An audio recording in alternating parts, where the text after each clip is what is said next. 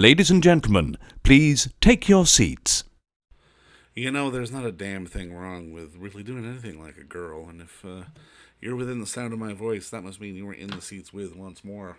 As always, my name is Dave Voigt, and I'm the host of this podcast where we sit down with a wide-ranging variety of industry professionals and pick their brain about current projects, state of the industry, how they got started, and so very much more in a light and conversational fashion. And if you like how we do things around here, I'm assuming you do, you can subscribe to the podcast. We'd love it if you did. You can basically find us over at Apple, Spotify, Amazon, Google, basically wherever you get your podcasts. Plus, we archive all of our episodes over at our In the Seats YouTube channel, so if you can give us a like and subscribe there as well, we'd really appreciate it. Also, we're on social media. You can find us on Facebook, Twitter, and Instagram at either at In the Seats or at It's Podcast One for all sorts of fun updates.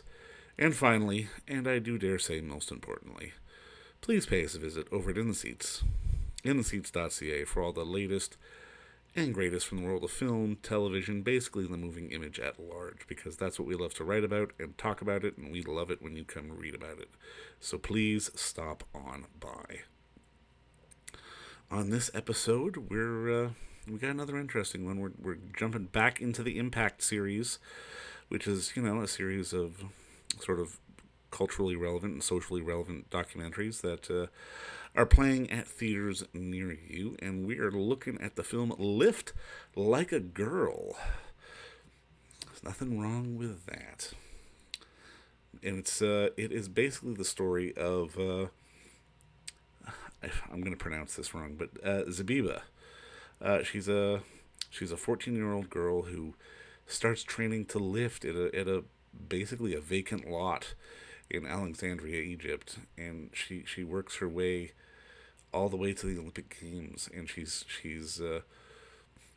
right on the edge of her child, but also right at the edge of being sort of a weightlifting champion, and she's guided on this journey by her dedicated but fairly relentless coach, Captain Ramadan, and he helps her sort of refine her own competitive edge. And this film shows sort of the journey to make the leap from just training and having fun in a back lot to competing on a world stage. And we had the distinct pleasure of sitting down with Mayye Zayed to talk about the film and how she found the subjects, and just getting immersed with all these young girls training how to lift weights, and just seeing it really become this thing unto itself. I mean, it's not a cultural thing, it's not a social thing, it's just one of those things that seem to happen sort of organically, and it's really a testament just sort of to the need to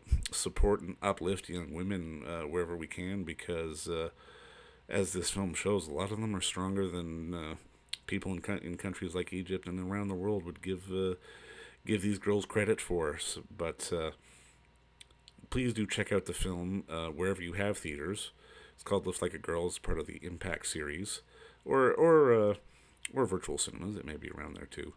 But I hope you enjoy our talk with director Mayye Zayed, because I know that I did. All right. Well, thank you first of all, thank you so much for the time. I really appreciate it. Thank you. The pleasure is mine. Now, I mean, obviously, congratulations on the film. I mean, I really enjoyed it. I mean, I guess my first question is, how did you find this weightlifting group? How did you find this story? Well, the story goes back to 2003, actually, when I first heard about Nahla Ramadan winning the World Championships in Canada, by the way. And I was so inspired by this story of this little girl who's almost my age and who is training in the streets with her father to become a world champion weightlifter. And the story stayed with me since then. And Nahla, throughout the years, became an icon, a sports icon to all Egyptians, including myself. And I felt, like I remember actually cheering for her, praying for her when she was competing at the Olympics and in other championships. So in 2014, I had the chance to meet Captain Ramadan, her father and coach. I was so amazed by the fact that he's still doing that. He's still training other women, not only Nahla, to be, champion weightlifters or professional weightlifters. And I felt that, this is a place that I want to spend some time in and that I want to make a film about. And this is how it all started. Was everyone on board for them being following them around with the camera? At the beginning, no. Some people refused, especially the older girls. They refused to be part of the film at the beginning. And I remember telling everyone that whoever is not comfortable with the camera, we're totally fine with this. We're only film, whoever wants to be there. And Captain Ramadan was so believing in us and in the film since day one, So he was like, forget about them. I'm okay with it. So we started filming with him and the young girls who were very curious to know what we're doing. And then after some time, because we ended up spending 4 years filming them. So after some time, everybody who didn't agree at the beginning finally, approved, and they even asked us to film them. So we were good, I think. So did that inform just sort of the style in which you shot it? Because I was struck by just how for a good chunk of it, you were very consciously kind of staying in the background and just sort of observing as opposed to trying to sort of insert yourself sort of into what was going on. Well, this can be partially why it is like that, but the most important thing for me is that this is the style that I like usually in documentaries, that and maybe, I don't know, maybe as a person as well, I don't like to impose, myself on anybody. And I always like to give, the persons in front of me the space to move freely or whatever. So we initially didn't want to invade their space in a way, and to just be there. And after some time, the plan was to actually let them forget about us, so that we become invisible in a way. And I remember that at the beginning, Captain Ramadan was always speaking to us and to the camera. And then I talked to him. I had this talk and I explained to him the style that I'm going for, and that, we really were trying to do an observation documentary, and that I would really appreciate if he just stops talking to the camera and if he just forgets about us. And he immediately just got it. And since that day, he stopped talking to the camera like he did before. Of course, every now and then he would, talk to me or the DP and say something, but not as, like he just got what we were trying to do. Well, and it feels like he gets the point of it in sort of the grander sense as well, because I was so struck by something he said that you put towards the beginning of the film. It's like, no, the boys are the ones who are crying on my shoulder. It's the girls we have to support. They're the strong ones. Yeah. How sort of, I don't want to say forward thinking, but that's the wrong word. But it feels like it's a very sort of distinct point to take with the fact that it's like, no, the boys are weak. These girls know how to lift. They're strong. Let's support them and push them forward. Yeah. He was an advocate, to women everywhere. Like I remember, going with him to championships, and he would I remember in one trip in the bus, he talked to a little girl and asked her if she wants to be, a champion weightlifter. And then he started talking to her mother, convincing her that she should bring her daughter to the training side. So he was always doing that all the time to everybody. And I was so amazed by how progressive he is, by how supportive he is to women, starting with his daughters. And maybe this is not part of the film, but it is part of the truth or the history, which is that his two daughters, Nahla and Nagham Ramadan, are the first two Egyptian women to ever play the sport in Egypt. They were actually the two women that started weightlifting, in Egypt and the Arab world and Africa. So I to go back in time, I don't know what he was thinking back then, but I believe that he was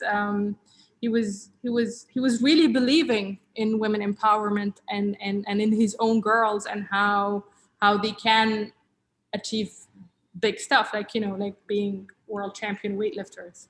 Well, and I love that. I think really the film, I mean, it does it without saying it, but I mean, it allows sort of the focus to be on the weightlifting and the training and sort of the camaraderie therein, as opposed to making it a sort of quote unquote social issue or trying to hit the home that way. It was really much more about sort of the team building and the experience, which really to me felt like the much more interesting drive for the film.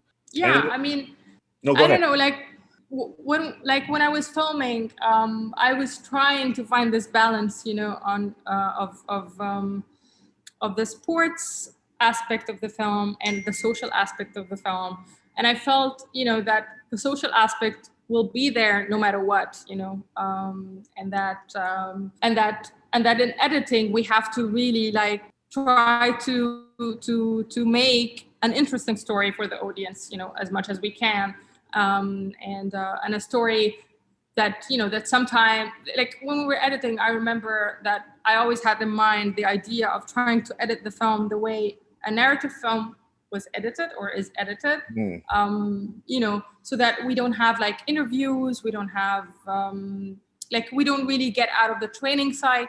And that was an early decision that I made while filming, that I really want the training site to be a main character in the film. So I don't want to film, outside of it, except in very few moments.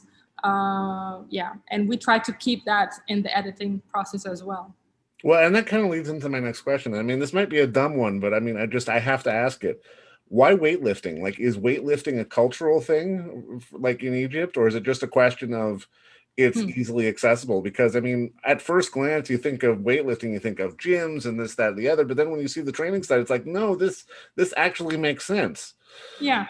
Well, I really don't know. Like, I think, Nahla, that takes us back, to Nahla Ramadan, because she was the first Egyptian in both sexes, actually, to achieve such a big achievement as being a gold medalist world champion when she was only 15 years old. And I think she really inspired a whole generation of young girls and boys. And in a way, she made it normal, or acceptable, to be a weightlifter and to train in the streets. And but of course, not everybody is that supportive to the weightlifters, and we try to capture parts of that in the film. You will see people like harassing the girls, people just staring at them, like, so it's not always as perfect as it might seem, actually. Right. Now, I'm curious, has everyone seen the film? Have you got a chance to show it to them yet? Yeah, of course. Yeah, I mean, they were the first to watch the film even before we started working on the sound design. Like, I really wanted them to be the first to watch it. So the moment we had a picture lock, I just took it and made a screening in the office for them. Just to know their feedback and to see if they are okay, with what they see or not. Because I was always worried that they might see the film and then hate it. So I always told the editor, just be ready. If they hate it, maybe we might need to redo some stuff. But they just loved it immediately, and yeah, and they even like watched it when it was completely finished in Cairo Film Festival, when the film had its premiere in Egypt. And like they came with me and we had a gala screening, and they lifted weights on the red carpet. So it was really great. Now, I mean, I'm curious because especially when you're going into such a long process like this and shooting a documentary, I've got to imagine you have to go in with a little bit of faith and a little bit of hope, and you're not necessarily going to know where the film's going to take you. Was there a point in the process of making the film where you knew you had it, where you knew you had a feature, where you knew you had something that was going to work? Not really. No, no. I was always, worried, even till the day it was premiered at TIFF. Like I was, like I always felt that the people might hate it, people might not understand it, might not feel it, But I remember that the most important thing that I was trying to focus on while filming and while editing, especially, is to convey the emotions, that I felt. Living with them the 4 years that I had. Um, and that was the main thing that I was trying to focus on. Like, that as much as I myself feel happy sometimes while watching the film, or feel sad, or like, all these conflicting emotions sometimes that I feel, I wanted the audience to feel them. And I felt that if I succeed in this, then I would be okay. Well, and I mean, I think you did, because it's such a positive story of empowerment that I really think transcends gender lines, because it's not a film that's going to feel clunky or feel like it has a social issue. It's very much about human beings and trying to achieve and strive to do something. And I mean, I'm curious, from your perspective as a storyteller, how important is it to sort of make sure that stories have a certain degree of subtlety to them and not try to sort of be overt and hammer audiences over the head? Because when I, at least from my perspective, when films try to hammer an issue over the head, it turns people off. Yeah, I agree. I completely agree. Now, I mean, I'm curious, and I've got to ask: was there a moment in your younger life, or like a film, or something that was the moment, the pivot point for you that made you want to be like, okay, I want to be a filmmaker, I want to be a storyteller? Oh, wow. um, I don't like. I don't really know. I can't remember. But no. Okay, now I remember. I remember I was in university, and I watched a film for an Egyptian filmmaker called Muhammad Khan, and I felt that, oh, this is the kind of stories that I want to tell. And it was a story about, people that we see every day, and I felt that this is the kind of stories that I want to tell. And then I remember like a couple of years later, when I started learning and studying filmmaking, I watched a documentary called Last Train Home. And I just fell in love with it. And I felt, oh, if one day I can make a documentary as beautiful as this film, I'll be happy. So I remember these two moments. What is it about documentary film that sort of draws you in as a filmmaker? Because it's a form that allows for so much freedom. Like, if you had tried to tell Lift Like a Girl as a narrative film, it would have played very, very differently. Yeah.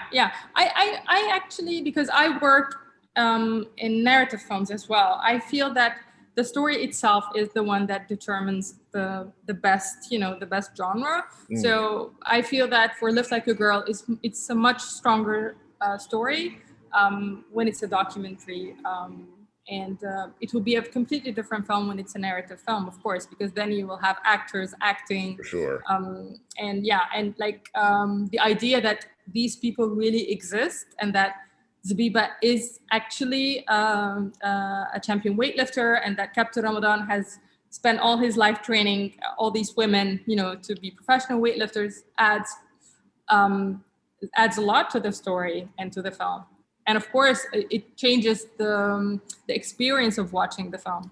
No, and you're absolutely right. And I mean, I think at the end of the day, it's important that this is a documentary, and that it's real and it's tangible people, because it puts a little bit of hope out there in the world that I think is a necessary thing, especially during these times. And I mean, I think you've made a beautiful movie. And I just want to say thank you for the time today. Thank you so much. Thank you for having me. No problem. And don't forget to visit our friends over at Bay Street Video for all your DVD, Blu-ray rental, or purchasing needs this summer, as they are still open for curbside and some mailing delivery as well. Over at 1172 Bay Street, Toronto, Ontario, Canada, you can give them a call at 416-964-9088. That's 416-964-9088. Or send them an email at baystreetvideoto@gmail.com for any of your DVD and Blu-ray needs.